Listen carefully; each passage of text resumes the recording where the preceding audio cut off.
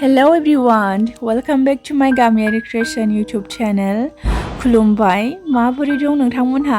आसा खालामो इसोरनि अननायाव बयबो मोजाङैनो दङ होननानै आंबो इसोरनि अननायाव मोजाङैनो दंथ'यो।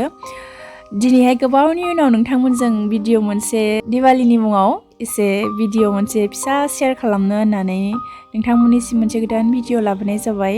नोंथांमोनहा जुदि आंनि भिडिअखौ नायनो मोजां मोनोब्ला अन्नानै जोबजासिम नायलांनो हागोन।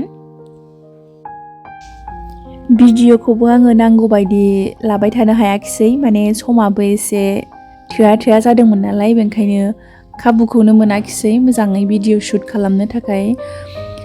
आसा खालामो जेरैबायदि आलारि बाथिया जोंनि न'खराव गोजोन सोरां होयो, थिग बेबादिनो बयनिबो न'खर जिउ संसाराव इसोरा बयनिबो गोजोननायखौ लाबोथों।